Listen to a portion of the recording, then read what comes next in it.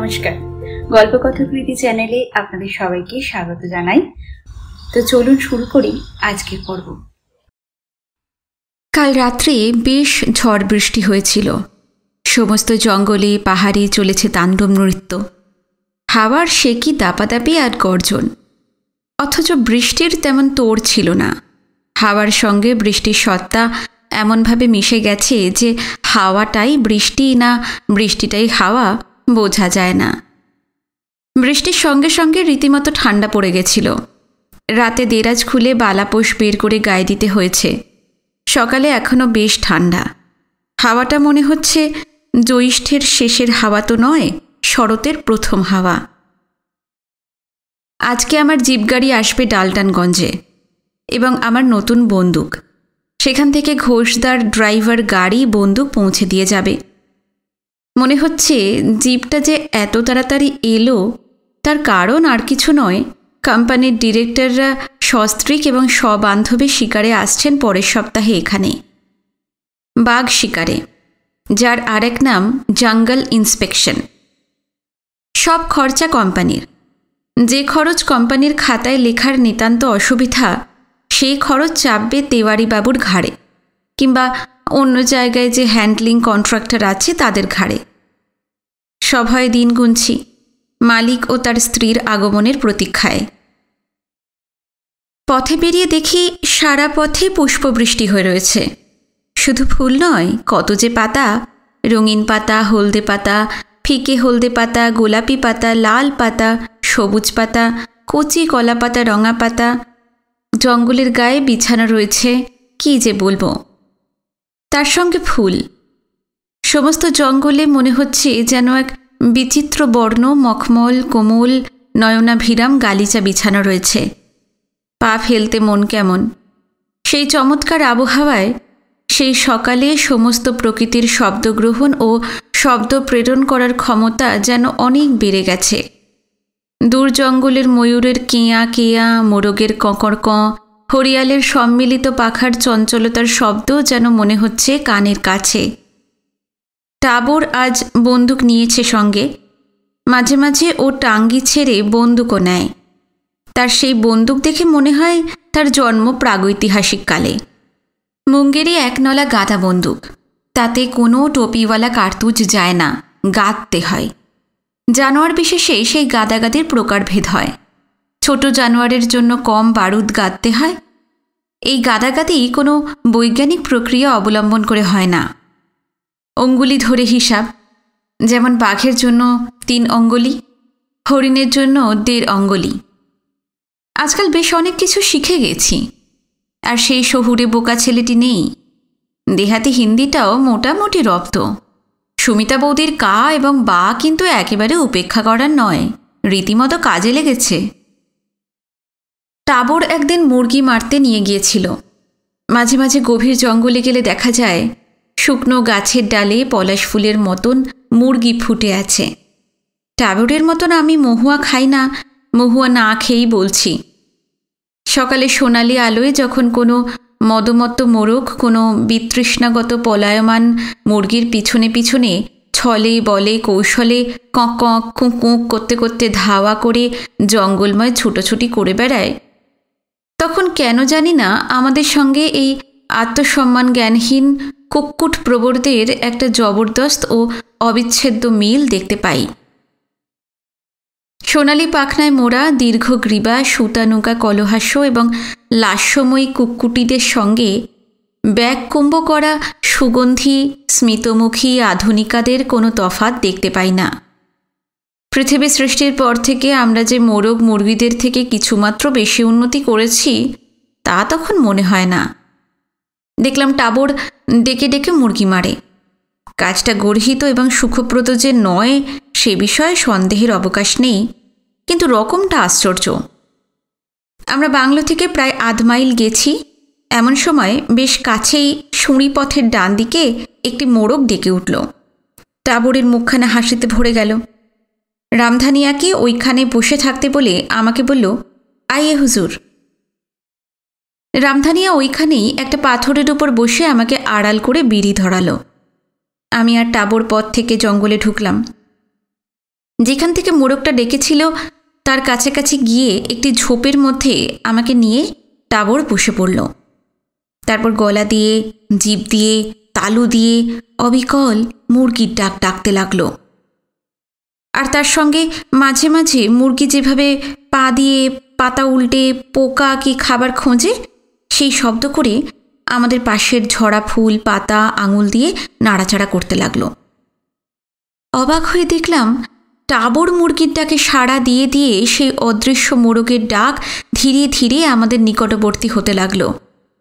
প্রায় 5 মিনিটের মধ্যে ঝোপের ফাঁকে ফাঁকে দেখা গেল একটি প্রকাণ্ড সোনালিতে লালে মেশানো মোরগ বীর দর্পে এগিয়ে আসছে আমাদের দিকে, আর তার পিছনে মুরগির হাড়েম। 4 চোখের মিলন হওয়া মাত্রই টাবর গদাম করে দেগে দিল এবং এক রাশ পালক হাওয়ায় উড়িয়ে মোরগটি আর তার সঙ্গে একটি মুরগিও ওইখানে উল্টে পড়ল। বাদবাকিরা কক্কর কুক কুক করতে করতে পড়িকি মরি করে পালালো। শিকারের ফল ভালো হলেও শিকারের প্রক্রিয়াটি ভালো লাগলো না। তারপর থেকে এইভাবে মুরগি মারতে আমি টাবরকে সবসময় মানা করেছি। আমার সামনে আর মারেনি সত্যি কথা, কিন্তু মনে হয় না আমার অনুরোধ উপরোধে কোনো কাজ হয়েছে। মুরগি দুটো রামধনিয়ার হেফাজতে দিয়ে আমরা আবার এগোলাম। সূর্যটা এখনো ওঠেনি। হাঁটতে এত ভালো লাগছে যে কি বলবো। সমস্ত বন পাহাড় কি এক সুগন্ধে ম ম করছে। একটি বাঁক নিলাম, দেখলাম পথের পাশে একটু ফাঁকা জায়গায় চড়ুইরঙা একদল ছোট পাখি মাটিতে কুড়কুড় করছে। আমাদের দেখি পুরো দলটি অবিশ্বাস্য বেগে ছোট ছোট পা ফেলে মিকি মাউসের বাচ্চার মতন দৌড়ে গেল ঝোপের আড়ালে। টাবর শুধালো, ই কন চিজ আপ জানতে হ্যাঁ সাব? আমি আর কটা চিজ জানি বাবা, আমি বললাম। টাবর বলল, বটের, এদের নাম বটের। যারা জানে না তারা ভাববে তিতির বাচ্চা বুঝি। হাব ভাব রাহান সাহান অবিকল তিতিরের মতো। আমি শুধলাম, রাহান সাহান কি? রাহান সাহান হচ্ছে চড়া বড়ার জায়গা, আদব কায়দা। টাবরকে বললাম, আমাকে শিকার শেখাবে টাবর? আমার বন্দুক আসছে কলকাতা থেকে সাহেবদের সঙ্গে। টাবর বলল, জরুর সিকলাইগা হুজুর, আনে দিজিয়ে বন্দুকোয়া। বাগড়নুয়াল নালায় পৌঁছে দেখি স্তূপীকৃত বাঁশ পড়ে আছে। লাদাই হচ্ছে আর লরি বোঝাই হয়ে চলে যাচ্ছে ছিপাদহর। লরি মানে আধুনিক দানবীয় ডিজেল মার্সিডিস লরি নয়, সেই মানধাত্তার আমলের ছোট ছোট চিত্রিত লরি। অঢেল ধুলো, পেট্রোলের মিষ্টি গন্ধ এবং গিয়ার চেঞ্জের গোঙানি ভালো লাগে। গাছতলায় বসে বসে ছাপানো স্টেটমেন্টে দাগ দেওয়া আর নোট নেওয়া, এই তো কাজ। তাছাড়া সেখানে আমি একজন ভীষণ রকম বড় লোক, লেখাপড়া জানি, 450 টাকা মাইনে পাই, সাহেবদের সঙ্গে ইংরেজিতে কথা কইতে পারি, গায়ের রং কালো নয়, অতএব আমিও একজন সাহেব। এবং শুধু সাহেব নয়, লাল সাহেব। কোনো সত্যিকারের সাহেবকে এ পর্যন্ত নীল কিংবা কালো বা জাফরানি হতে দেখিনি। সাহেবরা তাদের নিজেদের কোনো চেষ্টা ব্যতি রেখেই লাল হয়ে থাকেন। সুতরাং এহেন পরিস্থিতিতে আমাহেন লোকের লাল বা সাহেব বলে পরিচিত হবার কথা ছিল না। নামটার রটনা যশবন্তের দুষ্কর্ম।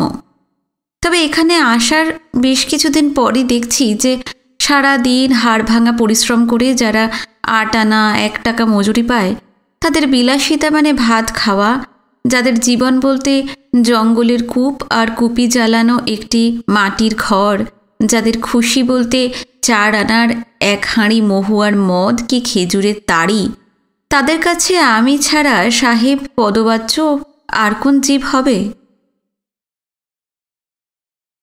যেরকম ভেবেছিলাম তেমন কিছু না। বিকেলের দিকে একটি গাড়িতে ওরা এসে পৌঁছলেন। হুইটলি সাহেব, মিসেস হুইটলি, বোন জেসমিন এবং হুইটলি সাহেবের বন্ধু বেকার। সঙ্গে আমার জিপও এলো। এতদিন পাঠাতে পারেননি এবং যেদিন পাঠানো হবে কথা ছিল সেদিন পাঠানো সম্ভব হয়নি বলে সাহেব ভদ্রতা করে ক্ষমা চাইলেন। যশবন্ত আগে থাকতে হাজির ছিল। যা দেখলাম সাহেবের সঙ্গে যশবন্তের রীতিমতন তুই তুকারি সম্পর্ক। পিঠে চাপড় দিয়ে কথা বলেন একে অন্যকে। যশোবন্তটা এত ক্ষমতাবান জানলে তো আগে ওকে আরও বেশি খাতির যত্ন করতাম। যাকে, যা ভুল হবার হয়েছে, পরে শুধরে নেওয়া যাবে। মিসেস হুইটলি চমৎকার মহিলা, রীতিমতন সুন্দরী, মধ্যবয়সী, অপূর্ব কথাবার্তা, এবং সবচেয়ে আনন্দের কথা, আমেরিকান হলেও ইংরেজি শুনে ওয়েস্টার্ন ছবির কথা মনে পড়ে না। আর তস্য সহোদরার তো তুলনা নেই। এমন একটি আর্যকন্যা সুলভ মহিমা যে কি বলবো। গায়ের রং গোলাপি, পরনে একটি ফিকে চাঁপা রঙা গাউন। পোশাকের জন্য চেহারাটা বেশি সুন্দর মনে হচ্ছে না চেহারার জন্য পোশাকটা বেশি সুন্দর মনে হচ্ছে তা বোঝা যাচ্ছে না। মাথা ভরা সোনালি চুল, হাসলে কেমন যেন মাদকতা। সব মিলিয়ে দিন ৩-৪ একটু খিদমতগারি করতে হবে বটে এদের। তবে এই জঙ্গলে সঙ্গী, বিশেষ করে সুন্দরী সঙ্গী পেলে খারাপ লাগার কথা নয়। বেকার সাহেব, যাকে দুঁদে শিকারী বলে হুইটলি সাহেব পরিচয় দিয়েছিলেন, অত্যন্ত কদাকার, মাঝারি উচ্চতার, তীক্ষ্ণ নাসা ভদ্রলোক। চেহারা দেখলে মনে হয় না নড়া চড়া করবার শক্তি রাখেন। কি করে যে এত বড় শিকারী হলেন জানি না। বাংলোর হাতায় চেরি গাছের তলায় চেয়ার পেতে বসেই গল্প হচ্ছিল। যশোবন্তের ভাষায় ওর খুব দিলখুশ, কারণ বিয়ারের বোতলের কমতি নেই। বেকার সাহেব বললেন, আমি ওল্ড স্কুলের লোক, সানডাউনের পর হুইস্কি ছাড়া কিছু খাই না। গর্দান খাঁ, জুম্মান এবং অন্যান্যরা সাহেবদের কাবাব ইত্যাদি জোগাতেই ব্যস্ত। আজ বোধ হয় দ্বাদশী কি ত্রয়োদশী হবে। চাঁদের জোর আছে, ভালোই হবে। সন্ধ্যের পর আমার মালিক মালকিনরা সবাই দিলখুশ করতে পারবেন। যশবন্ত আগামীকাল ভোরের প্ল্যান বোঝাচ্ছিল। একেবারে ভোরে ভোরে হেভি ব্রেকফাস্ট করে বেরিয়ে পড়া, সোজা বাগে চম্পার দিকে, কোয়েলের অববাহিকায়। মাচান বাঁধিয়ে রেখেছে যশবন্ত। টাবরও তার ছুলোয়া করবার দলবল নিয়ে প্রায় রাত থাকতেই হাজির থাকবে সেখানে। এখান থেকে ওখানে পৌঁছে আমরা মাচায় বসলেই ছুলোয়া শুরু হবে। যশবন্ত যা বললে তাতে নাকি এক জোড়া বাঘ আছেই, বরাত থাকলে এক জোড়াই মারা পড়বে। সবই নির্ভর করবে শিকারীদের ওপর। মিসেস হুইটলি বললেন, দুটির মধ্যে একটিতে যশবন্ত মারবে। যশবন্ত বলল, আমি একটিও মারব না, আমি স্টপার। আপনারা অতিথি, আপনারাই মারবেন, তাহলেই আমার আনন্দ। হুইটলি সাহেব আমার জন্য যে বন্দুক এনেছেন কোম্পানির পয়সায়, সেটি যশবন্ত নেড়ে চেড়ে দেখল। ম্যান্টন কোম্পানির সাদামাঠা বন্দুক, 28 ইঞ্চি লম্বা ব্যারেল, দোনলা। যশবন্ত ফিসফিস করে বলল, চলো, তোমাকে এবার চেলা বানাবো। তারপর মিস্টার বেকারকে বলল, দেখুন তো এই ছোকরাকে কনভার্ট করতে পারেন কিনা। যদি পারেন তো বুঝবো আপনার এলেম আছে। বেকার সাহেব সর্বসময় তৃষ্ণাগত প্রাণ, উৎসাহের সঙ্গে বললেন, ঠিক আছে, বাজি রইল, যাবার আগে কনভার্ট করেই যাব। হুইটলি সাহেব আমাকে উদ্দেশ্য করে বললেন, আমার মনে হয় তুমি জেসমিনের সঙ্গে কথা বলে আরাম পাবে। ইউনিভার্সিটিতে কি বিষয় নিয়ে পড়ছে জানো? তুলনামূলক সাহিত্য। আমরা অন্যরা যারা এখানে আছি তারা তো বাঁশ ছাড়া আর কিছুই বুঝি না। আমি সাহিত্যের ছাত্র ছিলাম শুনে জেসমিনও খুব অবাক হলো। আমরা দুজনে দুটো বেতের চেয়ার নিয়ে একপাশে বসে গল্প শুরু করলাম। আমি বললাম, এই চাঁদ ভালো লাগছে না? এই চাঁদই আমার অসুখ। আমাদের দেশেও তো চাঁদ কম সুন্দর নয়। বিভিন্ন পরিবেশে রূপ আলাদা আলাদা বই কি। কেন জানি না এই জায়গাটা ভারী ভালো লাগছে। সারা রাস্তা আমি তাই বলতে বলতে এসেছি। এখানে আসার আগে আমরা নেতারহাটে এক রাত কাটিয়ে এলাম। ভারী চমৎকার জায়গা। সেখানে নেমে বানারি হয়ে পালামৌর গভীর অরণ্যের মধ্যে দিয়ে এতটা পথ এলাম। জঙ্গল আমার ভীষণ ভালো লাগে। কেন জানি না আমার মনে হয় আমাদের আধুনিক সভ্যতার একমাত্র আশা প্রকৃতির সঙ্গে দৃঢ়তর সম্পর্ক। আমি অবাক হয়ে বললাম, আশ্চর্য, ঠিক এমনি কথাই আমি বোধহয় 2 দিন আগে আমার ডায়েরিতে লিখেছি। আপনার কথা শুনে ভারী আনন্দ হলো। তারপর শুধলাম, চাঁদই আপনার অসুখ বললেন, সেটা কী রকম? জেসমিন হাসল।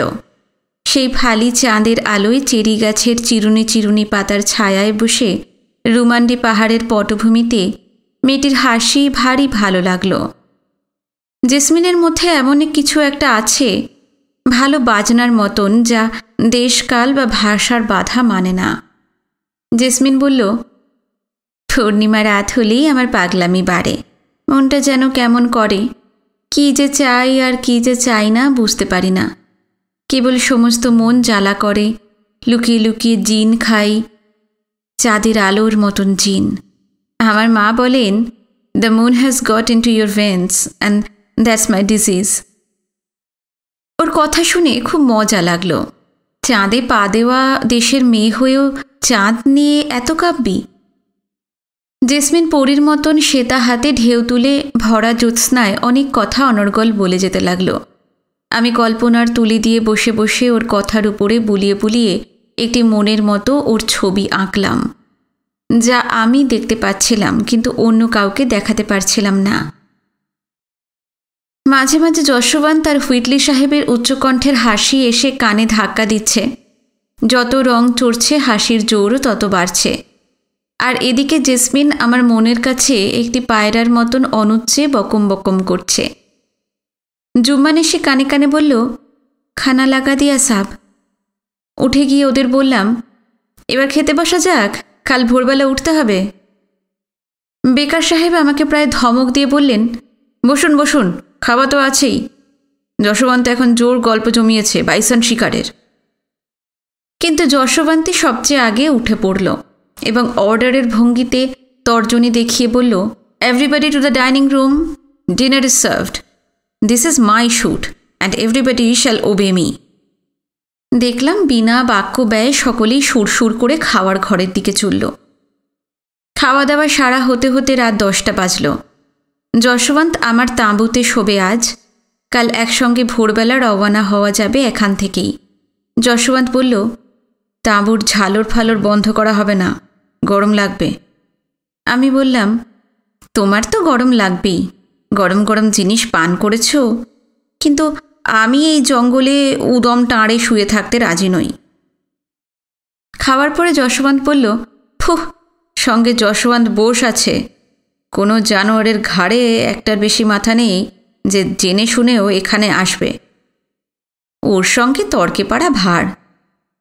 ভাগ্য ভালো, আকাশটা নির্মেঘ, ফুটফুটে স্বচ্ছ জ্যোৎস্না, তাঁবুর চারদিক খোলা থাকাতে তাঁবুময় আলোর বন্যা, ফুরফুর করে হাওয়া দিচ্ছে। সুহাগী নদীর দিক থেকে নিচের উপত্যকায় একটা রাতচরা টিটি পাখি টিটির টি টিটির টি করে ডেকে বেড়াচ্ছে। হাওয়ায় মহুয়া এবং অন্যান্য ফুলের গন্ধ ভেসে আসছে। অবশ্য মহুয়া এখন প্রায় শেষ হয়ে এলো, মে মাসের শেষ। সবিষয়ে দেখলাম যশোবন্ত শুতে এলো না পাশের ক্যাম্প খাটে, বাইরের জ্যোৎস্নায় ইজি চেয়ার নিয়ে বসল এবং কোথা থেকে পেল জানি না একটা মার্টিনির বোতল খুলে মিষ্টি গন্ধের পানীয় খেতে লাগলো। আমি বললাম, যশোবন্ত, এটা কিন্তু বাড়াবাড়ি হচ্ছে, অনেক হয়েছে, এবার শুয়ে পড়ো, কাল ভোরে উঠে শিকারে যেতে হবে না। যশোবন্ত ভ্রুক্ষেপ না করে বলল, এরকম বাঘ শিকার জীবনে অনেক করেছি লাল সাহেব, তার জন্য তোমার চিন্তার কারণ নেই। মেয়েটির সঙ্গে তো খুব ভালো জমিয়ে ফেলেছ, বেহতরিন। অন্ধকার থাকতে থাকতেই ঘুম ভেঙে গেল। ড্রাইভারদের গাড়ি স্টার্ট দেবার শব্দ, খাবার টেবিলে ব্রেকফাস্টের আয়োজন, রামধানী আর নাগড়া জুতোর অনুক্ষণ ফটাস ফটাস ইত্যাদিতে ঘুমিয়ে থাকা আর চলবে বলে মনে হলো না। উঠে দেখি যশোবন্ত যে শুধু ঘুম থেকে উঠেছে তাই নয়, চান করে জামাকাপড় পরে রাইফেল পরিষ্কার করছে জ্যাকারান্ডা গাছের তলায় উষার আলোতে। আমাকে উঠতে দেখে বলল, এই যে মাখন বাবু, তাড়াতাড়ি করুন, বন্দুকটাও নিয়ে নিন, আজ মরা বাঘের উপর বউনি হবে। বললাম, আমার নাম মাখন বাবু নয়। রাগ করছো কেন দোস্ত? তুমি হলে গিয়ে কলকাতার বাবু, ননির পুতুল, রোদ লাগলেই গলে যাও কি না, তাই নাম দিয়েছি মাখন বাবু। ব্রেকফাস্ট সেরে রওনা হতে হতে একটু দেরি হয়ে গেল। সূর্য অবশ্য তখনও ওঠেনি। দুটি জিপে বোঝাই হয়ে আমরা রওনা হলাম বাগে চম্পার দিকে। যশোবন্ত অনেকবার বলেছিল ওখানে নিয়ে যাবে, নিয়ে গিয়ে চাঁদনি রাতে বাইসনের দল দেখাবে। এই যাত্রায় তা যে হবে না বুঝতেই পারছি। চমৎকার রাস্তা। রুমান্ডিতে এসে সেই যে খুঁটি গেড়ে বসেছি, তারপর এতখানি দূরে আসা আমার এই প্রথম। বেশিরভাগই শাল আর সেগুনের বন, বাঁশও আছে অজস্র। রাস্তার দুপাশে জিরহুল, ফুলদাওয়াই আর মানরাঙ্গৌলি সকালের শান্তিতে নিস্তেজ হাসি হাসছে। এখনও যৌবন জ্বালা শুরু হয়নি। রোদের সঙ্গে সঙ্গে ওরা জ্বলতে থাকবে আর জ্বালাতে থাকবে। আমার বাংলো থেকে প্রায় 1.25 ঘন্টার রাস্তা। কোয়েল নদীর পাশে বড় বড় ঘাসে ভরা একটি জায়গায় এসে আমরা থামলাম। মধ্যে অনেকখানি জায়গায় শুধু ঘাস, বড় জঙ্গলও আছে দুপাশে। জিপগুলো একটা ঝাঁকড়া সেগুনের নিচে রাখা হলো। ড্রাইভারদেরও ওখানেই থাকতে বলা হলো এবং বলা হলো ওরা যেন কথাবার্তা না বলে, চুপ করে গাড়িতে বসে থাকে। ভয়ের কোনো কারণ নেই। যশবন্ত আগে আগে চলল। কাঁধে রাইফেল, 450-400 ডাবল ব্যারেল। জেসমিনকে শিকারের জলপাই রঙা পোশাকে খুব সুন্দর দেখাচ্ছে। ওর হাতে একটি দোনলা শটগান, ডাবল ব্যারেল চার্চিল। বেকার সাহেব ঘুমের সময় যা একটু বিরতি দিয়েছিলেন, ঘুম থেকে উঠেই আবার বিয়ার খেতে শুরু করেছেন। সারা পথ খেতে খেতে এসেছেন এবং দেখলাম ট্রাউজারের পিছনের দুটো পকেটে দুটি আমেরিকান বিয়ার ক্যান উঁকি মারছে। মনে মনে প্রমাদ গুনছিলাম, হাতে রাইফেল নিয়ে এরকম বিয়ার মতো অবস্থায় বাঘের সম্মুখীন হলে বাঘ কিংবা উনি, ওদের মধ্যে কেউ না মরে, মরব হয়তো আমি। রাইফেল ঘুরিয়ে অপ্রকৃতিস্থ অবস্থায় হয়তো আমাকেই দেগে দিলেন আর কি। ওরও গাট্টা গোট্টা 450-400 ডাবল ব্যারেল জেফ্রিস। মিস্টার হুইটলির হাতে 375 Holland and Holland double barrel. দেখলেই মনে হয় একখানা যন্ত্রের মতো যন্ত্র। হুইটলি সাহেব সুপুরুষ, তার হাতে মানিয়েছেও ভালো। মিসেস হুইটলি নিজে শিকার করেন না, শিকার দেখেন। সঙ্গে কোমরে বাঁধা একটি 32 ওয়েবলি স্কটের রিভলভার, নিতান্ত আত্মরক্ষার জন্যই। সেগুন গাছের নিচে জিপটা রেখে আমরা ঘাসের মধ্যে দিয়ে পায়ে চলা শুঁড়ি পথে যখন কোয়েলের ধারে এসে পৌঁছলাম, তখন সূর্য অনেকক্ষণ উঠে গেছে। কোয়েলে সেই সময় জল সামান্যই আছে। নদীটি সেখানে রীতিমতন চওড়া, মাঝে মাঝে জলের ক্ষীণ ধারা আর শুধু বালি। দেখা গেল 3টি মাচা বাঁধা হয়েছে নদীর ধার বরাবর অর্ধচন্দ্রাকারে। জঙ্গলের ভিতর থেকে ঘাস বনে হাঁকুয়া করে আসবে হাঁকুয়াওয়ালারা নদীর দিকে, এবং বাঘ নাকি নদীর দিকে এগিয়ে আসতে থাকবে। নদীতে পৌঁছবার আগেই শিকারীরা বাঘ দেখতে পাবেন। আর কোনো কারণে সেখানে বাঘকে মারা না গেলে বাঘ যখন নদী পেরোবে তখন বাঘকে পরিষ্কার দেখা যাবে, এবং প্রত্যেক অতিথির কাছেই রাইফেল আছে তখন তারা গুলি করার সুযোগ পাবেন। এবং বলাও যায় না, তাদের নিক্ষিপ্ত 2-1টি গুলি বাঘের গায়ে বিঁধেও যেতে পারে। ফিসফিস করে যশবন্তকে শুধলাম, বাঘ যে নদীতে নামবেই এমন তো কোনো গ্যারান্টি নেই। যশবন্ত বলল, নেহাত নিরুপায় না হলে বাঘ নদীতে নেমে অতখানি আড়ালবিহীন জায়গা পেরোবার ঝুঁকি নেবে না, বরঞ্চ হয়তো রেগে বিটার্স লাইনের মধ্যে দিয়ে 2-1জনকে জখম করে কিংবা মেরে আবার জঙ্গলে ফিরে যাবে। তেমন আশঙ্কা আছে বলে আমায় বিটারদের সঙ্গে থাকতে হবে। এমন সময় মিসেস হুইটলি একটি খুব সময়োপযোগী প্রশ্ন করলেন, আচ্ছা যশবন্ত, বাঘ যে আছে তার প্রমাণ কি? এই অপ্রত্যাশিত প্রশ্নে বলা বাহুল্য যশবন্ত খুব হকচকিয়ে গেল। তারপর আমাদের নিয়ে গিয়ে নদীর বালিতে বাঘের টাটকা পায়ের দাগ দেখালো। বোধহয় শেষ রাতে কি ভোর ভোর সময়ে নদী পেরিয়ে এসে জঙ্গলে ঢুকেছে। বাঘের পায়ের দাগ আমি ওই প্রথম দেখলাম। প্রকাণ্ড থাবা, দেখতে বিড়ালের মতন, কিন্তু পরিধিতে অবিশ্বাস্য। বেকার সাহেব দাগ দেখে নাকি নাকি সুরে বললেন, my god, he is the daddy of all grand daddies. ভোরের জঙ্গলে বেশ একটা ঠান্ডা ঠান্ডা ভাব, ঝিরঝির করে হাওয়া দিচ্ছে। কে কোন মাচায় বসবে তা নিয়ে ফিসফিস করা আরম্ভ হলো। হঠাৎ আমাদের হাতের কাছ থেকে কতগুলো তিতির ভর করে মাটি ফুঁড়ে উঠল, উঠেই উড়ে পালালো। ঠিক হলো বেকার সাহেব পশ্চিমের মাচায় নদীর কিনারায় বসবেন, মিস্টার ও মিসেস হুইটলি পূর্ব পশ্চিমের মধ্যে একটু উত্তর ঘেঁষে বসবেন। ওই মাচা থেকেই বাঘকে প্রথম দেখার সম্ভাবনা। ওরা যেহেতু প্রধান অতিথি, সেই হেতু বেকার সাহেব কিছুতেই ওই মাচায় বসতে রাজি হলেন না। তাছাড়া তিনি বসলেও কত যে বাঘ মারবেন সে আমি জানি। মাচায় উঠেই হয়তো ঘুম লাগাবেন। সবসময় বিয়ার খেয়ে খেয়ে চোখ মুখের যে অবস্থা হয়েছে তা আর কহতব্য নয়। পুবের মাচায় আমি আর জেসমিন বসব। যশবন্ত বলল, সেদিক দিয়ে নাকি বাঘের আসার সম্ভাবনা খুব কম। কি করে যশবন্ত এমন জ্যোতিষশাস্ত্র আয়ত্ত করেছে জানি না, কিন্তু তার জ্যোতিষীতে মোটেই ভরসা পেলাম না। বাঘ তো ট্রাফিক পুলিশের উত্তোলিত হাত মানবে না, যেখানে খুশি সেখান দিয়ে আসবে। এইসব জানোয়ারের কাছ থেকে যত দূরে দূরে থাকা যায় ততই ভালো। জেসমিনকে এবং আমাকে প্রথমত ইচ্ছে করে এক মাচায় বসিয়ে পরে রগড় করবার অভিপ্রায়, এবং দ্বিতীয়ত বাঘকে কোনো ক্রমে আমাদের দিকের এনে ফেলে আমার চরম দুর্গতি সাধনের ইচ্ছা যশবন্তের অত্যন্ত প্রবল বলেই মনে হলো। কিন্তু ওর উপর কথা বলে কার সাধ্য? স্যান্ডারসন কোম্পানির বড় সাহেব পর্যন্ত ওর আদেশের ওপর রাগ কাটছেন না, আর আমি তো কোন ছাড়। ভগবানের নাম স্মরণ করে অতি কষ্টে মাচায় উঠলাম।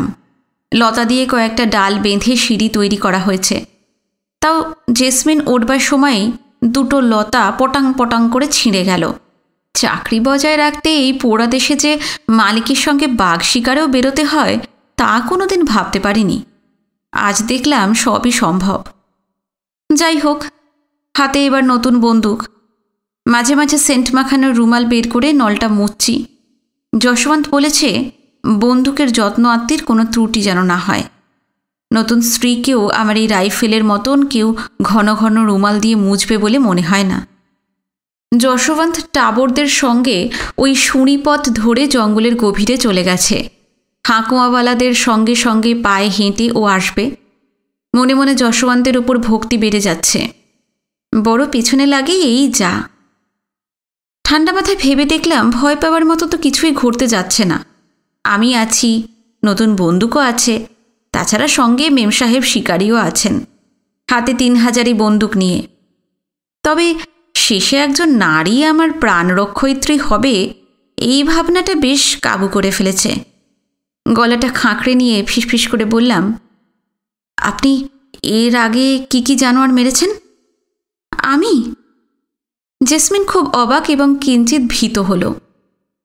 কোনো উত্তর না দিয়ে আমতা আমতা করে পকেট হাতড়ে চকলেট বার করে বলল, নিন চকলেট খান। তারপর চকলেট চিবোতে চিবোতে বলল, একটিমাত্র জানোয়ার এই পর্যন্ত মেরেছি, কুকুর, পোষা কুকুর। পাগলা হয়ে গিয়েছিল তো, তাছাড়া মানে আর কিছু। সে কথা শুনে বুকের মধ্যে যে কি করতে লাগলেও তা কি বলবো। এমন সময় অত্যন্ত অবিবেচক এবং নিষ্ঠুরের মতন জেসমিন আমাকে শুধুল, আপনি কি কি মেরেছেন? বাঘ টাগ নিশ্চয়ই মেরেছেন প্রচুর। চকলেট চিবোতে চিবোতে হঠাৎ অপ্রত্যাশিত বুদ্ধিমত্তা দেখিয়ে বললাম, হ্যাঁ হ্যাঁ প্রচুর। যশবন্ত আর আমি তো একসঙ্গে শিকার টিকার করি। বাঁচালেন, সত্যি কথা বলছি, আমার এতক্ষণ বেশ ভয় ভয় করছিল। আপনি এখন আছেন, আর ভয়ের কি, কি বলুন? আমার যে তখন কি অবস্থা বলবার নয়। তবু অন্যদিকে মুখ ঘুরিয়ে বললাম, আরে ভয়ের কি, আমি আছি তো। ছুলোয়া শুরু হয়ে গেল। বহু দূর থেকে গাছের গায়ে কাঠঠোকার আওয়াজ, মনুষ্য মুখ নিঃসৃত বিভিন্ন বিচিত্র অশ্রুতপূর্ব সব আওয়াজ ভেসে আসতে লাগল। ধীরে ধীরে সেই সম্মিলিত ঐক্যতান এগিয়ে আসতে লাগল। উত্তেজনা বাড়তে থাকল। হাতের চেটো উত্তরোত্তর ঘামতে লাগল। ঘন ঘন রুমালে হাত মুছে নিতে থাকলাম। গলাটা আমার শুকিয়ে আসতে লাগল। এমন সময় আমাদের ঠিক সামনেই ঘাসের মধ্যে ভীষণ একটা আলোড়ন তৈরি হলো। তখন জেসমিন আর আমি উৎকর্ণ, উন্মুখ এবং যাবতীয় হঠাৎ আমাদের হকচকিয়ে প্রকাণ্ড ডালপালা সংবলিত শিং নিয়ে একটি অতিকায় মানে প্রায় প্রাগৈতিহাসিক কালের সম্বর সামনে বেরিয়ে এলো। তারপর প্রায় ররুদ্যমান দুজন বীর শিকারীকে বৃক্ষারূঢ় দেখতে পেয়েই গাঁক গাঁক আওয়াজ করে হাসতে হাসতে নদী পেরিয়ে চলে গেল ওপারে। লক্ষ্য করলাম জেসমিনের বন্দুক পাশে শোয়ানো, কপালে এবং কপলে শ্বেতবিন্দু মুক্তোর মতন ফুটে উঠেছে, আর চাঁপার কলির মতন বা হাতের পাতাটি আমার হাঁটুর ওপর অত্যন্ত করুণভাবে শোভা পাচ্ছে। জেসমিন আমার দিকে ফিরে বলল, গুলি করলেন না কেন? মাথা খারাপ? মারলে তো এক গুলিতেই ভূতলসাই করতে পারতাম, কিন্তু আমরা তো বাঘের অপেক্ষায় আছি না, এখন গুলি করব কি করে? কথাটা যশোয়ান্তের কাছেই শোনা ছিল যে বাঘের শিকারে অন্য জানোয়ারের উপর খামোখা গুলি করতে নেই। জেসমিন হেসে বলল, ও তাই বলুন, আমি ভাবলাম কি হলো, মারলেন না কেন? মনে মনে বললাম, মারব ওই জানোয়ারকে? বাঘের মতন দাঁত নেই বটে, কিন্তু শিং তো আছে, আর সেই ভয়ঙ্কর পা। অন্য কিছু না করে পেছনের পায়ে একটা লাথি মেরে দিলেই তো সব শেষ। সাঁই সাঁই ফরফর করতে করতে একদল ময়ূর আমাদের মাথার উপর দিয়ে উড়ে গেল। অত বড় শরীর নিয়ে যে এমন উড়তে পারে তা না দেখলে কল্পনা করা যায় না। উড়ে গিয়ে কোয়েল নদীর ওপারে পৌঁছেই কতগুলো নাম না জানা গাছে বসে কেয়া কেয়া করে ডাকতে লাগলো। সমস্ত জঙ্গল যেন সেই ডাকে জেগে উঠল। এদিকে হাঁকুয়াওয়ালারা আরও কাছে এসে পড়েছে। তাদের চিত্ত চাঞ্চল্যকর চিৎকারে মাথা ঠিক রাখা সম্ভব হচ্ছে না। অন্যান্য মাচাগুলো দেখা যাচ্ছে না আমাদের জায়গা থেকে, ওরাও নিশ্চয়ই আমাদের দেখতে পাচ্ছে না। বিটাররা আরও কাছে এসে পড়েছে, আরও কাছে। এখন মাথার মধ্যে হাতুড়ির আঘাতের মতো সেই নিস্তব্ধ বনে বিচিত্র সব আওয়াজ এসে লাগছে। এমন সময় পাহাড় বন কাঁপানো একটি গুরুম আওয়াজ কানে এলো, আর সঙ্গে সঙ্গে মেদিনী কাঁপানো বজ্রনীনাদি চিৎকার। বাঘের আওয়াজ। বোধহয় গায়ে গুলি লেগেছে। পরক্ষণেই মনে হলো প্রলয় কাল উপস্থিত। প্রায় সঙ্গে সঙ্গে একটি লাল কালোয় মেশানো উল্কা বিশেষ একটি স্প্রিংয়ের মতন লাফাতে লাফাতে জঙ্গলের পাতা মচমচিয়ে আমাদের দিকে এগিয়ে আসতে লাগলো। আমার মনে হলো অজ্ঞান হয়ে যাব। জেসমিন আমার গায়ে ঢলে পড়ল। মাচাটা থরথর করে কাঁপছে। ভগবান রক্ষা করলেন। বাঘটা কি মনে করে আমাদের থেকে 25-30 গজ দূরে থাকাকালীনই দিক পরিবর্তন করে পশ্চিম মুখ ছুটল কিছুক্ষণ। তারপর নদীতে। নদীর সাদা বালি, নীল জল আর সকালের রোদে লাফাতে লাফাতে, জলবিন্দু ছিটোতে ছিটোতে, ঝাঁপাতে ঝাঁপাতে লাল কালো বাঘটা নদী পেরোতে লাগল। ওপারের ময়ূরগুলো নতুন করে চেঁচিয়ে উঠল। এমন সময় কোনো অদৃশ্য জায়গা থেকে জানি না মেঘনাদের বানের মতন সশব্দে একটি গুলি এসে বাঘটিকে ভূতলসাই করল। কিছুক্ষণ থরথর করে কাঁপল বালির ওপর, জলের ওপর, তারপর স্থির হয়ে গেল। ততক্ষণে হাঁকুয়াওয়ালারা এসে পড়েছে প্রায় আমাদের কাছে। সম্বিত ফিরে পেতে দেখলাম জেসমিন আমার গায়ে মাথা এলিয়ে তখনও মূর্ছিতার মতন পড়ে আছে, আর মাচার নিচে দাঁড়িয়ে বাঘের চেয়েও ভয়াবহ যশোবন্ত। জেসমিনকে দুবার নাম ধরে ডাকতেই স্বপ্নথিতের মতন মাথা তুলে লজ্জিত এবং কুণ্ঠিত হয়ে একটু হেসে বলল, oh I am most awfully sorry. Jashobanta দূরে গেছে কিনা ভালো করে দেখে নিয়ে আমি মুরব্বী শিকারীর মতন বললাম, আরে তাতে কি হয়েছে, প্রথম প্রথম সকলেরই অমন হয়। কি আশ্চর্য, বাঘটা আমাদের মোটেই দেখতে পাইনি, অথচ আমি কি না ভয় পেয়ে গেলাম।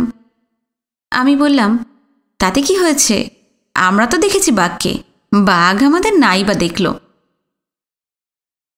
মেঘনাদের বানের মতন অদৃশ্য বানটি যে কে ছুঁড়লেন তা বোঝা গেল না। বাঘটিকে ঘিরে নদীর মধ্যে বিটাররা দাঁড়িয়ে আছে, উল্লাসে চেঁচাচ্ছে। হুইটলি সাহেব বেজায় খুশি। এই সময় একটি ইনক্রিমেন্টের কথা বলে ফেললে ভালোই হয়, যাকে থাক, প্রকাণ্ড বাঘ। যশোবন্ত বলল, বাংলোয় ফিরে মাপযোগ করা হবে, তবে মনে হচ্ছে 9 ফিটের ওপরই হবে। জানা গেল বেকার সাহেব বিয়ার খেয়ে বোম হয়ে ঘুমুচ্ছিলেন মাচার উপরে। হঠাৎ হুইটলি সাহেবের গুলির আওয়াজে এবং বাঘের চিৎকারে ঘুম ভেঙে উঠে দেখেন নদীতে একটি বাঘ লং জাম্প প্র্যাকটিস করছে। অমনি রাইফেল ঘুরিয়ে দেগে দিলেন একদম, আর দেখতে হলো না। টাবরের ভাষায় গলি আন্দর জান বাহার। যাই করুন না কেন, যশোবন্ত বলছিল বিকার সাহেব সত্যিই ভালো শিকারী। উল্টো মুখে মাচা বাঁধা ঘুমুচ্ছিলেন, তবু ঘুম থেকে উঠে শরীর ঘুরিয়ে মাচার পিছন থেকে হঠাৎ গুলি করে গতিমান বাঘকে ভূতলশায়ী করা সোজা কথা তো নয়। বেকার সাহেব একটি পাথরের উপর বসে ট্রাউজারের হিপ পকেট থেকে একটি বিয়ার ক্যান নিজে নিলেন, অন্যটা যশবন্তকে বাড়িয়ে দিলেন। বুঝলাম সকলেরই বিস্তর আনন্দ হয়েছে বাঘ মারা পড়েছে বলে। আমার অবশ্য আনন্দ বেশি হয়েছে বাঘ আমাদের মারেনি বলে। হাঁকওয়াওয়ালারা যশবন্তের নির্দেশে দুটি ডাল কেটে আনলো। তারপর দড়ি দিয়ে লতা দিয়ে বাঘের চারপায়ের সঙ্গে সেই দুটি ডাল লম্বালম্বি করে বেঁধে নিয়ে যাওয়া হলো জিপ অবধি। তারপর তাকে জিপের বনেটের উপর পাথালি করে শুয়ে দেওয়া হলো এবং বনেট ক্লিপের সঙ্গে শক্ত করে বেঁধে দেওয়া হলো। মিসেস হুইটলির সিনে ক্যামেরা চলতে লাগলো অবিরাম। বিকেল থেকে চামড়া ছাড়ানো আরম্ভ হলো। দেখতে দেখতে রাত নেমে এলো। জ্যাকারান্ডা গাছের ডালে বড় বড় হ্যাজাক ঝুলিয়ে চামড়া ছাড়ানো হচ্ছে। বাঘটাকে চিৎ করে শোয়ানো হয়েছে। 4টে পা চারদিক দিয়ে বেঁধে টানা দেওয়া হয়েছে। গলা থেকে আরম্ভ করে বুক ও পেটের মাঝ বরাবর চামড়া কাটা হয়েছে। তারপর সাবধানে চামড়া ছাড়ানো হচ্ছে। এটাও একটা আর্ট, যে সে লোকের কর্ম নয়। গুলিটা যেখানে লেগেছে ঘাড়ে, সেখানে একটি গাঢ় কালচে লাল ক্ষত। চারপাশের অনেকখানি জায়গা অমনি কালচে লাল এবং নীলাভ। বাঘের গায়ে মাংস বলে কিছুই নেই, সব পেশি, দড়ির মতন ফিকে লাল পাকানো পাকানো পেশি। মেদ বলে যা আছে তা সামান্য, পেটের কাছে বেশি, এবং সারা শরীরে যা আছে তা একটি পাতলা আস্তরণ ছাড়া আর কিছুই নয়। বাঘের সামনের পায়ের কিংবা হাতের পেশি দেখবার মতন। চামড়া না ছাড়ালে কোনো অনুমান করাই সম্ভব হতো না যে সেই হাত দুখানি কতখানি শক্তির অধিকারী। চোয়ালের পেশিও দেখবার মতন। চলমান বাঘ তাই যখন সুন্দর চামড়া মোড়া চেহারায় ঢেলে দুলে চলে, তখন কেউ তাকে দেখলে বুঝতে পারবে না যে বিনা আয়াসে মুহূর্তের মধ্যে সে কি সংহার মূর্তি ধারণ করতে পারে। বন্দুকটা সবে হাতে পেয়েছি। বনে পাহাড়ে বাহাদুরি করার আগে এই চামড়া ছাড়ানো বাঘের আসল চেহারাটা দেখার আমার প্রয়োজন ছিল, আমি ভাবলাম। চারিদিকে এখন ভিড়। কেউ বলছে বাঘের চর্বি চাই, তেল করবে, বাড়িতে বুড়ি মা আছে, বাত হয়েছে, বাত নাকি বাঘের চর্বির তেল ছাড়া সারবে না। আবার কেউ বলছে বাঘ নখ চাই, বউয়ের গলার হাড় বানিয়ে দেবে। গোঁফগুলো তো নেই, কখন যে হাতে হাতে লোপাট হয়ে গেছে তার পাত্তা নেই। যে কারণে আসা সেই বাঘই যখন মারা পড়ে গেল, তখন বোধ করি এই জঙ্গলে পড়ে থাকতে সাহেবদের কারোর আর ইচ্ছা রইল না। তবু জেসমিন আর মিসেস হুইটলির খুব ইচ্ছে ছিল আরও দিন তিনেক থেকে যাবার। শুক্লপক্ষ বলেই ওদের উৎসাহটা বেশি। কিন্তু হুইটলি সাহেব বললেন অনেক কাজ আছে কলকাতায়, অতএব পরদিন দুপুরে খাওয়া দাওয়া সেরে মালিক মালকিনরা রাঁচির দিকে রওনা হয়ে গেলেন গাড়িতে। অনেক হ্যান্ডশেক হলো, অনেক থ্যাংক ইউ হলো, অনেক বাই বাইও হলো। তারপর লাল ধুলো উড়িয়ে গাড়ি ছুটল। এবার স্বস্তির নিঃশ্বাস। হাত পা ছড়িয়ে বারান্দায় ইজি চেয়ারে বসলাম। যশবন্ত বলল, সাবাস দোস্ত, গুরু গুড় চেলা চিনি। তুমি যে আমাকেও টেক্কা মেরে বেরিয়ে যাবে হে, তোমার প্রমোশন ঠেকায় কোন শালা। দেখতে দেখতে জুন মাস এসে গেল। 15ই জুন নাগাদ কাজ বন্ধ হবে জঙ্গলের, তারপর বৃষ্টি নামবে। কোয়েল, আমানত, ঔরঙ্গা, কানহার তখন সকলেই সংহার মূর্তি ধারণ করবে। পথঘাট অগম্য হবে। অতএব কাজ আবার আরম্ভ হতে হতে সেই সেপ্টেম্বর। অতএব এই কমাস ছুটিই বলা চলতে পারে। অবশ্য স্টেশন থেকে ওয়াগনে মাল পাচার হবে, জঙ্গলে শুধু কাজ বন্ধ থাকবে। তখন বাঁশ কাঠের ঠিকাদারদের কলকাতায় কি মুঙ্গেরে কি পাটনায় গিয়ে বাবুয়ানি করার সময়। এই সময়টায় এখানে কেউই পড়ে থাকে না। বর্ষাত হচ্ছে রাইস ঠিকাদারদের ওড়বার সময়। তারা তখন গেরোবাজ পায়রার মতন ওড়েন। যশবন্তের বিহার গভর্নমেন্টের চাকরি। ও ইচ্ছা করলে ওই সময়টা ছুটি নিতে পারে, কিন্তু ও আমাকে বলল, কোথায় যাবে, থেকে যাও। বর্ষাকালে ঘন জঙ্গলের আর এক চেহারা, একেবারে লাজবাব। বললাম, আমার অবশ্য যাওয়ার কোনো জায়গা নেই।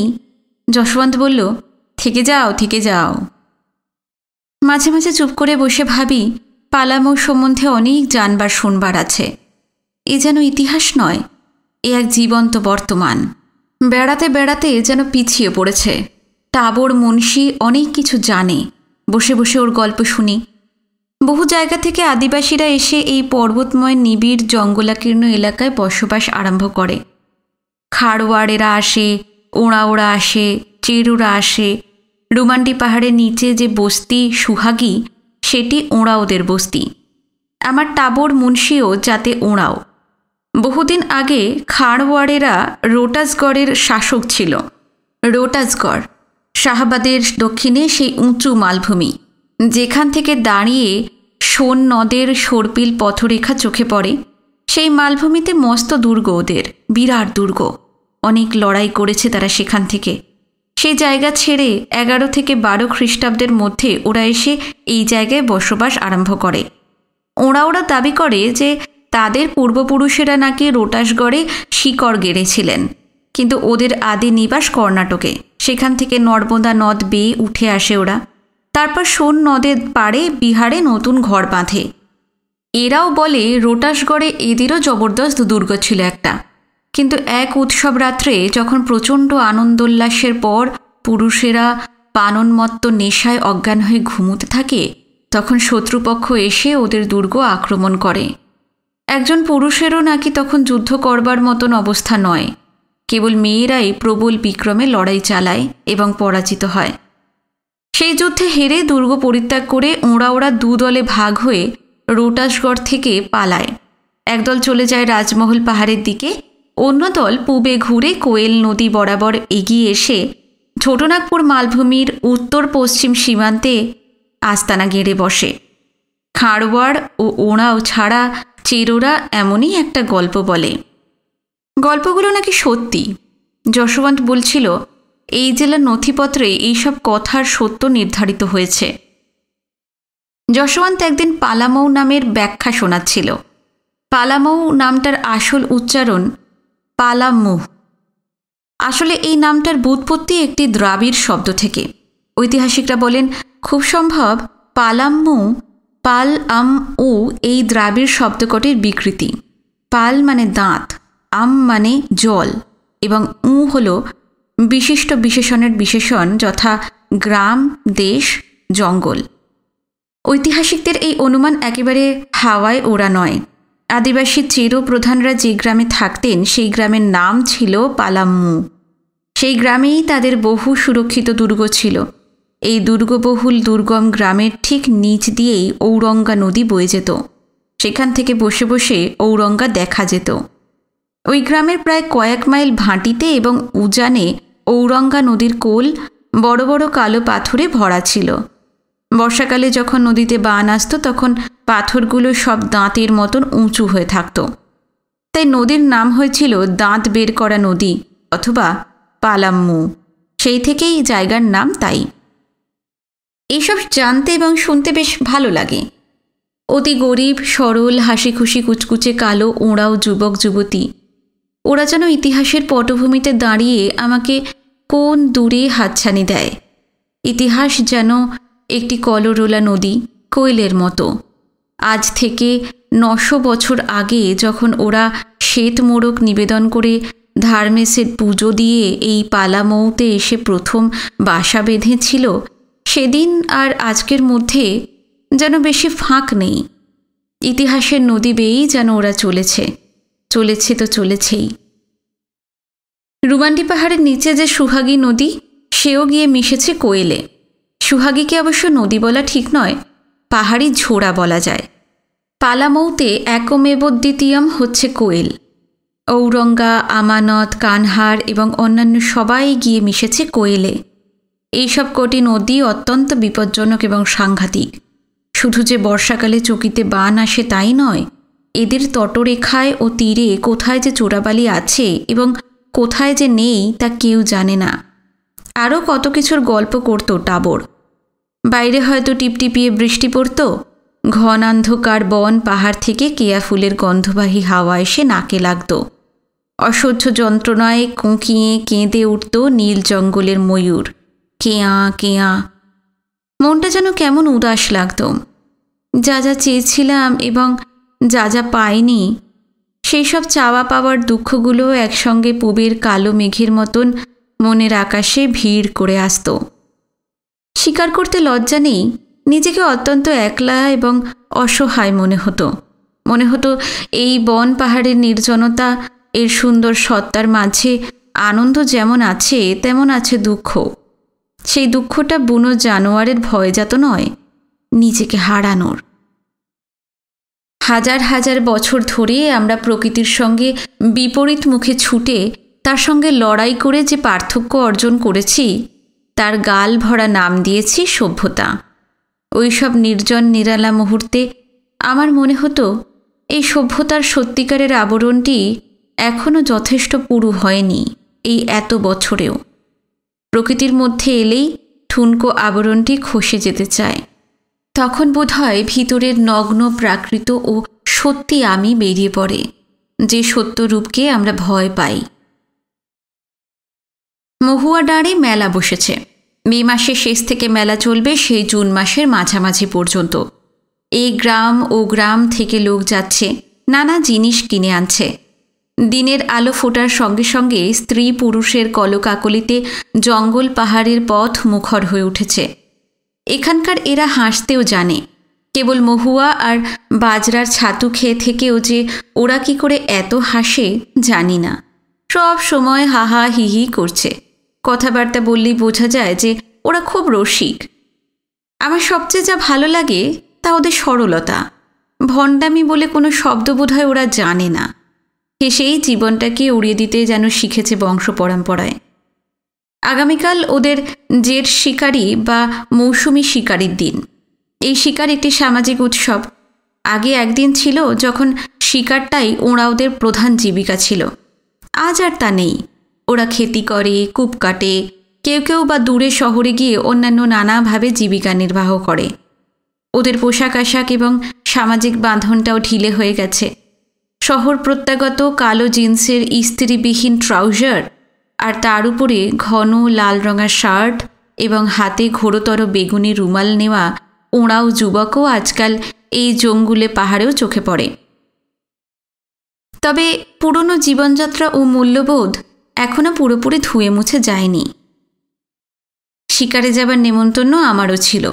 টাবর মুন্সি এসেছিল, সঙ্গে মুন্সির বড় ছেলে আশোয়াও এসেছিল। কিন্তু যশোবন্ত এখানে নেই, ডালটানগঞ্জে গেছে। নৈহারে থাকলেও একটা খবর পাঠানো যেত। অতএব ওদের সবিনয়ে না করে দিলাম। লক্ষণটাও খুব খারাপ মনে হচ্ছে। দিনে দিনে যশোবন্তের সান্নিধ্য একটি সাংঘাতিক নেশার মতন আমাকে পেয়ে বসেছে। আমার কল্পনা রঙিন আরামপ্রিয়তার জগৎ থেকে বাইরের জগতে দূরত্বসূচক একটি পা ফেলতে গেলেও যশোবন্তের হাত ধরতে ইচ্ছে করে। ওর কর্কশ চিৎকৃত বেপরোয়া সঙ্গ আমি আজকাল আমার প্রেমিকার শরীরের মতোই কামনা করি। সন্ধেবেলা টাবরদের দলবল ফিরল শিকার থেকে তীর ধনুক টাঙ্গি নিয়ে। বলল, একটি বরকা দাঁতাল শুয়োর, একটি কোটরা এবং একটি সম্বর শিকার করেছে ওরা। ওদের মধ্যে কেউ কেউ মাংস রোদে শুকিয়ে রেখে দেবে, তারপর টুকরো টুকরো করে কেটে যখন বীজ ছড়াবে খেতে, সেই ধান কিংবা বাজরা কিংবা মাড়ুয়ার সঙ্গে মাংস দেবে মিশিয়ে। ওদের বিশ্বাস তাতে ফসল ভালো হবে। শিকার জিনিসটাকে ওরা নিছক শখ বলে জানেনি। তার সাফল্য ও অসাফল্যের উপর ওদের কৃষির সাফল্য অসাফল্য নির্ভরশীল। এ কথা ওরাও চাষি আজও বিশ্বাস করে। বেশ লাগে টাবরদের। টাবর আমাকে অনেকখানি হরিণের মাংস দিয়ে গেল, শালপাতায় মুড়িয়ে। মেটে মেটে দেখতে বলল, সম্বর খেতে ভালো না, আর শুয়োর হয়তো আপনি খাবেন না, তাই আপনাকে হরিণ দিয়ে গেলাম। জুম্মান রাঁধতে জানে, ভালো করে রেঁধে দেবে। সেদিন বিকেলের দিকে মেঘ করে এলো। সমস্ত পূব দক্ষিণ এবং দক্ষিণের জঙ্গল পাহাড় সব নতুন করে চোখে ধরা পড়ল। হঠাৎ মনে হলো এদের চিনতাম না, মোটে চিনি না। কালচে আর নীলাভ মেঘে সমস্ত দিক চক্রবাল ভরে গেছে। আকাশ যে কোনোদিন সাদা কি নীল ছিল, এখন তা দেখে চেনার উপায় নেই। সেই কালো পটভূমিতে গাছগাছালি এবং পাহাড়ের নিজস্ব রং বদলে গিয়ে তাদের অন্য রঙের বলে মনে হচ্ছে। যেদিকের জঙ্গলের কোনো নিজস্ব রঙের বাহার ছিল না, দিনের বেলায় যাদের পাটকিলে ফ্যাকাশে বলে মনে হতো, তাদেরও রূপ খুলে গেছে। নৈহারের পথে নয়াতালাও থেকে উড়ে আসা এক ঝাঁক কুন্দশুভ্র বকমালার মতন সেই কালো আকাশে দুলতে দুলতে উড়ে চলেছে বুড়হা করমের দিকে। কতগুলি শকুন, যারা চহাল চংরুর দিকের মাথার পাহাড়টার নিচের ঘন উপত্যকার উপরে বাঘে মারা কোনো জানোয়ারের মড়ি লক্ষ্য করে এতক্ষণ চক্রাকারে উঠছিল, তারাও অনেক অনেক উপরে উঠে গেছে। মনে হচ্ছে ওরা বৃষ্টিকে পথ দেখিয়ে আমাদের রুমান্ডি পাহাড়ে আর সুহাগী নদীতে আনবে বলে মেঘ ফুঁড়ে উপরে উঠবার চেষ্টা করছে। ঝাঁকে ঝাঁকে হরিয়াল, রাজঘুঘু, টিয়া, টুঁই মাথার উপর দিয়ে চঞ্চল পাখনায় দীর্ঘ পথ পাড়ি দিচ্ছে। সুহাগী গ্রামে আসন্ন বৃষ্টির আগমনন শব্দগুলো ঝুমঝুম করে বাজতে শুরু করেছে। আর এই সমস্ত শব্দ ছাপিয়ে দূর জঙ্গল থেকে ময়ূরের কেয়া কেয়া রব এই আদিগন্ত বন পাহাড়ের বুকের কেয়া ফুলের গন্ধবাহী বর্ষাবরণের আনন্দে অধীর একটিমাত্র সুর হয়ে ক্ষণে ক্ষণে ভেসে আসছে। কবে যেন শুনেছিলাম, ছায়া ঘনাইছে বনে বনে, গগনে গগনে ডাকে দেয়া। এখন মনে হচ্ছে সেই গানটি মেঘ হয়ে, সুহাগী নদীর সোহাগ হয়ে ধীরে ধীরে এই বর্ষা বিধুর শান্ত প্রকৃতিতে করুণ হয়ে বাজছে। পৃথিবীতে যে এত ভালো লাগা আছে, তাই রুমান্ডি পাহাড়ে এই গোধূলির মেঘে ঢাকা আলোয় উপস্থিত না থাকলে জানতাম না। প্রকৃতিকে ভালোবাসার মতন ব্যথা নীল অনুভূতি যে আর নেই, তাও জানতাম না। এসে গেল রুমঝুম রুমঝুম করে ঘুঙুর পায়ে সাদা বুটি বসানো নীল ঘাগড়া উড়িয়ে শিলাবৃষ্টি এসে গেল। বর্ষারানী এসে গেল। বনের রং, জলের রং, মেঘের রং, সন্ধ্যার রং সব মিলে মিশে একাকার হয়ে চতুর্দিকে নরম সবুজে হলুদে সাদায় এমন একটি অস্পষ্ট ছবি সৃষ্টি হলো।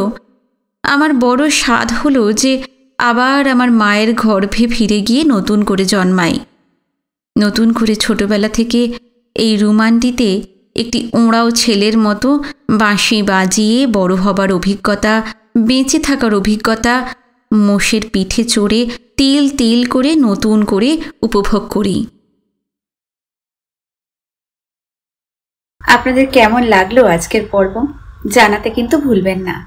কমেন্ট করবেন, আমি আপনাদের সব কমেন্টের যথাযথ উত্তর দেওয়ার চেষ্টা করব।